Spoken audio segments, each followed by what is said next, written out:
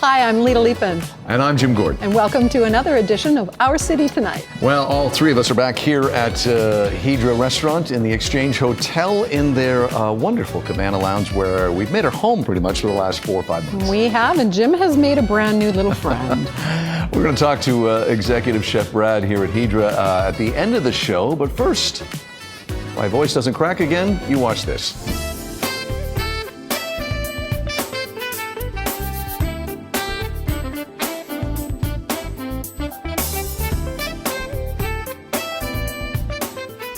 She is a familiar face to TV viewers, including regular roles over the past 10, 12 years on Stargate Universe, Continuum, Travelers, You, Me, Her, The Bletchley Circle, San Francisco, and for the last couple of years, she has been a regular cast member on a show that we both love called Traces. We talked about season 1 last December on this show. Season 2 is available now.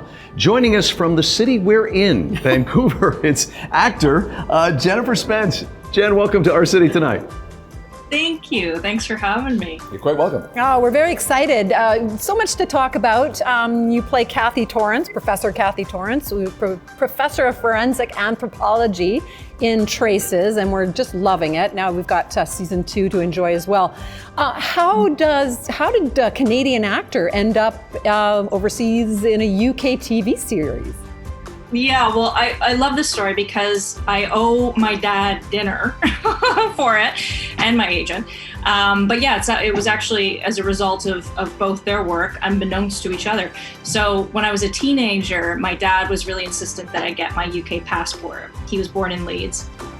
And so he was like, you should get it because it means you can work there. And at the time, he was like, you can work anywhere in Europe, so you should really do it. And I was like, all right, yeah. Sure, okay. And, so he did all the paperwork and the application. It's quite an arduous process and got it. And then, fast forward to, well, we won't say how many years later, but a long time later, my agent knew that I could work there. And so she had sent out my demo to a few casting directors in London and just said, this is a client of mine that can work in the UK. And then Andy Pryor, God bless him, casting director extraordinaire, he asked me to tape for Traces, and miraculously it all worked out. And what's great about this show, Jennifer, is that it's just a great team of strong women characters all working together to solve crimes. We don't want to give away a lot of the first season, but we were hooked immediately with the storyline involving the young protagonist, Emma. Can you tell us a bit about season 2 without giving too much away? And we don't want to spoil anything, but tell us about your character, because your character goes through a lot of personal and professional things in season 1, and from what we've seen so far, a little bit of that in season 2. Yeah, what I love about season 2 is that we go deeper for everybody, right? So, I was really happy because, Kathy got to explore a lot, and I feel like she really meets her edge this season, and there's a lot of discomfort and a lot of growth, and, that's what I like to watch as a viewer. When I'm watching television, I like to watch people struggle and triumph and fail and triumph, hopefully, ultimately. So, it was, a real pleasure to get to dive deeper and explore those other parts. And like I say, everyone does that. So we get to see that across the board. And again, in the context of work as well, of what they're dealing with. But then, that's what makes great character-driven crime drama, is being invested in these characters. What's the biggest difference you find in working Canadian, North American series versus the UK series that you're working in currently? Yeah, well, I've always, like you guys, loved UK series, been a fan of it since I was a kid, watched it with my folks growing up, and then, like we're talking about Bodyguard, my God, so good, and Happy Valley and Broadchurch and Fleabag. I mean, you just go on, right? It's all just such top shelf stuff. So, yeah, it was a real, truly an honor to get to be a part of one of those shows. And, obviously North American television is fantastic too. It's really about the team and comes down to the team and the writing, like any project. But in terms of working on set, yeah, it's a fun difference, right? Because in the UK, everyone is so polite. Not to say that like Canadians are a bunch of animals, but it's just funny, right? Because it's like the difference between how some of the crew talk to each other, I found, right? So it's like, you know, one day we were shooting and there was a bunch of noise outside, you know, pedestrians and stuff. And so the AD inside was radioing to the AD outside and just saying like, oh, I don't suppose you could ask them to be quiet, you know? And it was just like so polite and lovely, right? Whereas here it'd be like, tell them to shut up, we gotta go now, you know? So like, it's just a nice balance. A little difference, yeah. We know the feeling, yes.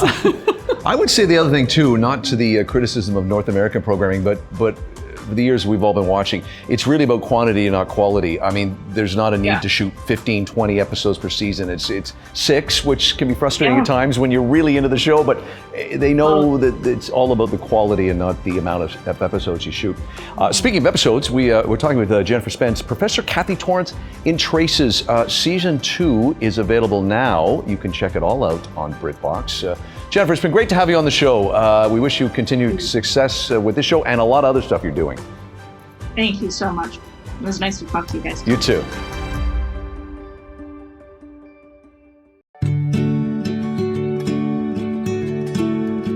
She is described as a contemporary Canadian West Coast landscape painter, born in Vancouver, and she studied at Emily Carr College of Art and Design in our city, but did additional studies in the Republic of Cyprus. We want to welcome Vicki M. English to our city tonight. Hi, thanks for having me. Oh my gosh, your work is absolutely gorgeous. Now, you've been painting for 30 years, 20 years of it professionally. You honor nature as it unfolds. Tell us a little bit about your style of painting. My style is it's truly just born of the love of outdoors and being able to spend so much time. Like I grew up in Vancouver. I grew up with a family that were all outdoor enthusiasts, so that came at an early age, and so I have a natural love of this place and no fear of it, and just hunger for exploring more of that. And painting is just a way to capture those feelings and those experiences on canvas. Your work truly is West Coast. What I really love about it is that it's lightly abstract, but then some of your paintings, you got to kind of look really close. It almost looks like a photograph, the realism. How does that evolve as you're painting? Which style you kind of want to pursue? So whenever I started painting, it starts with the composition. You have to have great composition or the whole thing will fall apart. It's like bone structure. And you want to use light and dark. I like to use color as well to draw the viewer inside the canvas and like make them feel like they're in that space. Like they could return to, I don't know, being in a kayak on the ocean and have those sensations of rising and falling on the water, you know, or the peace and calmness of that, which I think everyone needs right now. You know, you're a super busy artist. You thought when COVID hit that you wouldn't be, but you've been kind of inundated, which is awesome. You've had many solo exhibits over the last 30 years. Give us a little example. I've heard a few things that you've got some interesting exhibits in Horseshoe Bay as well as... Oh, well, what is it? The Horseshoe Bay community, the business community needed banners, and so they asked if they could use one of my images for the banners. So those can be seen there. If you're waiting for a ferry, you could go down to Sewell's Marina, and they have one of my eagles. They're sculptures that were, it was a fundraiser for the East Seal Society. Oh, wonderful. Well, that's quite an honor. As I said, you're super busy. Tell us, just as we wrap up here, a little bit, is there anywhere in the world that you'd want to paint besides the West Coast? There's so much for me to paint here. I think I could paint anywhere, though. It's really about being in a place and trying to capture that sense of place, the atmosphere, the mood, that's what's important to me. Well, we have Vicki M. English with us. If you check out her work online, we'll have all the information on our rolling credits at the end of the show. Her work really does, I like what you said, you bring nature inside, and so you're getting a lot of commissions. People go somewhere they love in the West Coast, and then they can bring it right home and see that every day. So thanks for joining us. I certainly encourage our viewers to check out your great work. Thanks so much for having me. Well, we hope you're enjoying the show, and in recent episodes we have partnered with Richmond Sentinel. You can check out all of their articles online and in print. And keeping with that, I recently had the chance to sit down with the Richmond Sentinel and talk to two new MPs. What do they do and what do they go through on a daily basis, especially when you're living in Vancouver and going back and forth between here and Ottawa? Check out my interview with these two new MPs on the Richmond Sentinel website. Let's get back to our city tonight. His latest book is called Norman Jewison, A Director's Life. He is a cultural writer, U of T professor, and of course an author. It's a great pleasure to welcome Ira Wells from Toronto. Ira, thanks for joining us on Our City Tonight. Thanks so much for having me. Great to be here. Great to have you. Boy, what a life, and it's with TV time, limited time, so I'm going to jump right in. I've been a fan of Norman Jewison since I was allowed to see his movies as a kid. You bring so many things to light that I knew nothing about. I didn't know a lot about his early life in terms of television. He grows up in Toronto. He starts in 1952 at CBC with no experience, no technical knowledge, and within 10 years, he is directing his first movie in Hollywood with Tony Curtis after establishing a great reputation as a TV director. Talk to our viewers about the early directorial work of Norman Jewison. Yeah, so as you say, he starts off in the early days of CBC. In fact, one thing that I discovered was that he was in the studio on the night that the first ever televised broadcast emerged from Canada. It was an upside down and backwards CBC logo. So things have changed a bit since then. But that, what really struck me was just the epic duration of his career. The fact that he is literally there the first night that television appears in Canada. Talk about getting in on the ground floor. And his career is punctuated by all these really important moments, even in those early days. He does a television special with Harry Belafonte in 1959, which was groundbreaking in its time. Harry Belafonte, it was the first hour-long TV special to focus on an African-American entertainer. And of course, Jewison was very concerned with racial issues in such later films as In the Heat of the Night and so on. But it all started in those CBC studios on Jarvis Street in Toronto. It's remarkable too because from the very beginning, there's a couple of threads that run through his life and his attitude. It's about the art and the constant battles with commercial versus artistic. But from the very beginning, he's very wary and cautious of the suits, for lack of a better term. And I never realized how much of a constant difficulty that ran through his whole career, as great as it was.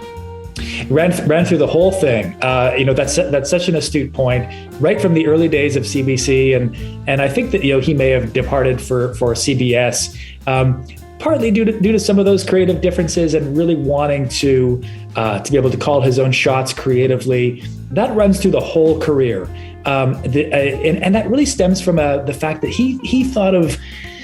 He really felt that there was a kind of dignity to the art, a dignity to whether it was motion pictures or in those early days television, but it wasn't just about entertainment. He didn't want to, he wouldn't direct his own commercials. For example, in those very early days of TV, they would have live commercials and he wouldn't direct those parts. He would refuse and insist that somebody else directed those parts.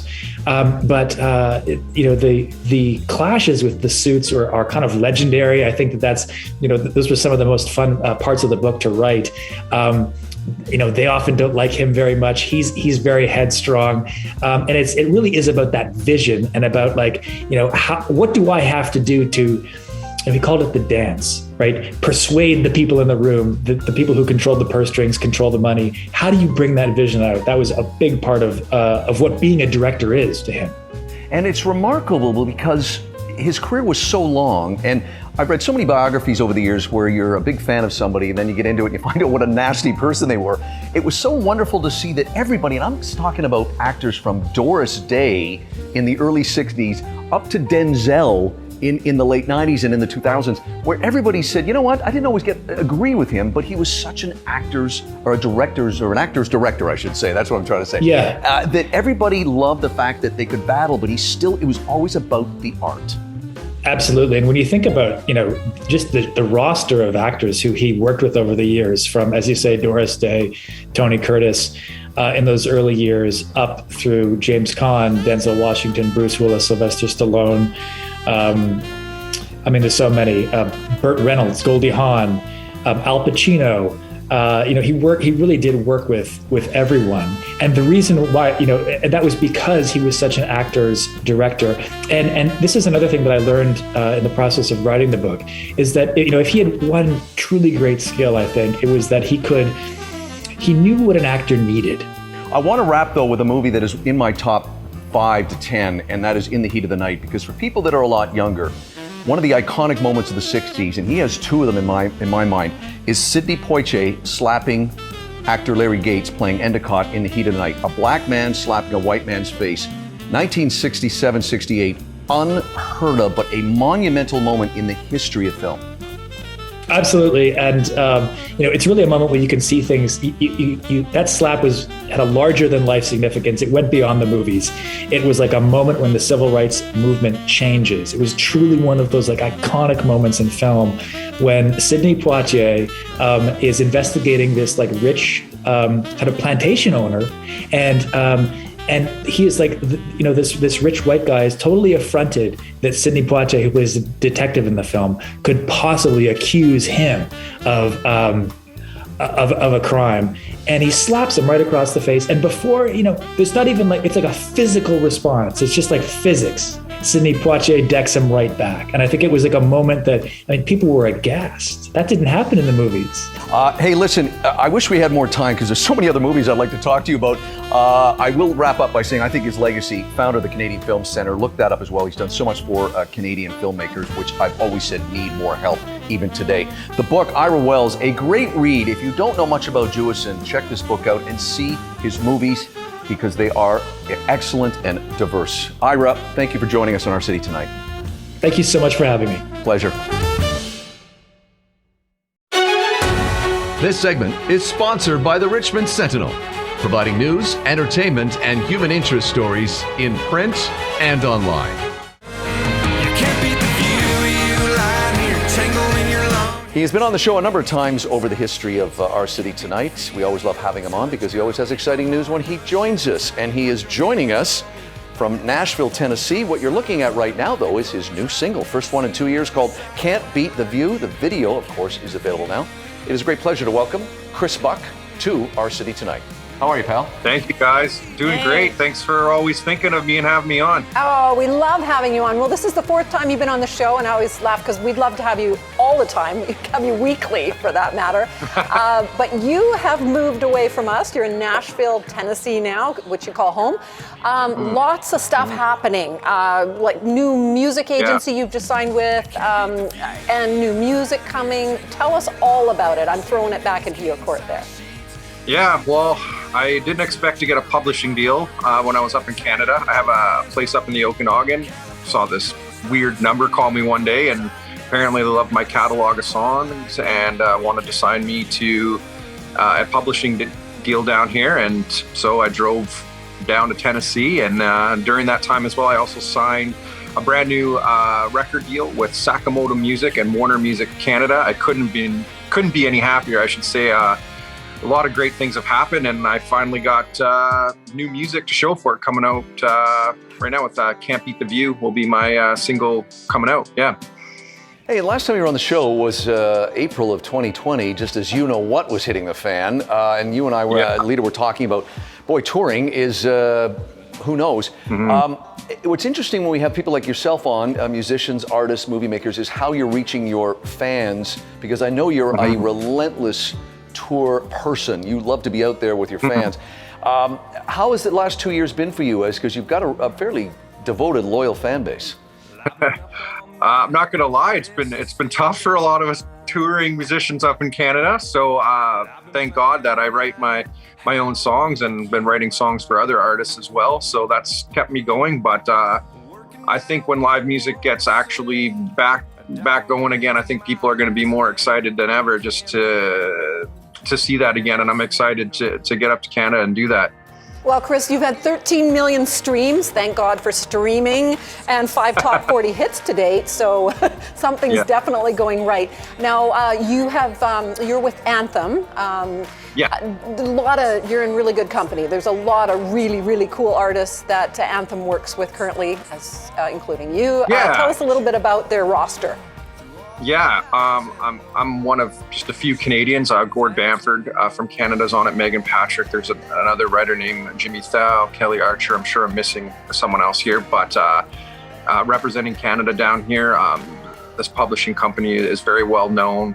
They've had, I guess, #1 hits with Taylor Swift and Jason Aldean, and Luke Bryan's on the wall outside. So they've been a part of some big American acts, and it gives me an opportunity to write with some bigger American acts as well, which is a first for me, and I'm just embracing it all, taking it all in, and it's kind of a little bit of a dream come true to be working with this team here behind me. Yeah. Well, as Lita said, we've known you a long time, and no one works harder than you do, and some of the stuff you've created, and I know we're friends, but when you've played us your stuff in the past, including, I think the first time you were on the show was for the big hit you had with That's When You Know, which I still love it, and also a couple years ago, Good Old Days. So you certainly got a talent, pal, for writing and performing. You will always be welcome back on the show, unless you become a Nashville Predators fan and no longer a Canuck fan, and then you're no longer welcome on the show. Well, you can come on my show. I'm still a Canucks fan. I went to 2 Nashville Predator Canucks games this year already, and I had my Sedin jersey on, so you don't have to worry about that, Jim. Okay, good to hear. Well, listen, I know that we've talked to you on the phone a number of times about living in Nashville. Before we let you go, how have you found living there? I mean, musically, it is like the Super Bowl of places to live for what you do. Yeah, literally, if you're a music fan and you like live music, this is the place to be. Live music 7 days a week. If you haven't been to Nashville, definitely worth something doing in your lifetime. There's something to do every day. Best live musicians in the world down here. So yeah, if you haven't been, get on down to Nashville. Great. Well, thanks for being on the show, Chris. We always love, you're always welcome, like I said, even if you become a Predators fan. And we'll have Chris's information in the rolling credits at the end of the show. And we really hope you're going to go on tour and come out and visit us here in Vancouver. Sounds good, guys. Thanks so much for having me on, and I can't wait to get back to Vancouver in your nice, fresh ocean air. We look forward to it, pal. It's Chris Buck, chrisbuckband.com. New single is available now called Can't Beat the View. The video is out. Look for a full-length album later this year. This segment was sponsored by the Richmond Sentinel, providing news, entertainment, and human interest stories in print and online.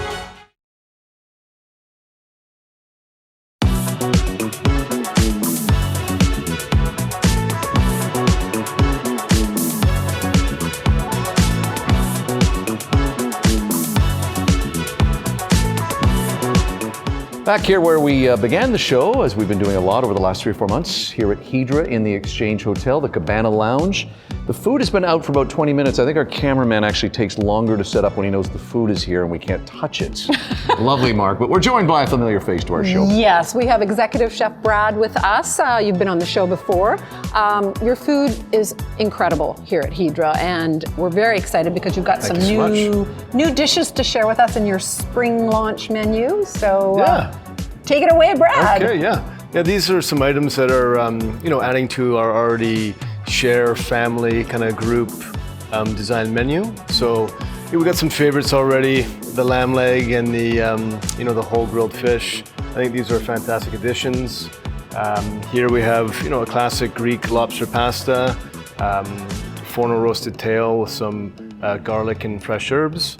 And then the linguine is tossed with the claw and knuckle meats, some roasted cherry tomatoes, a little bit or a lot of ouzo, and finish with some fresh cheese and fresh herbs.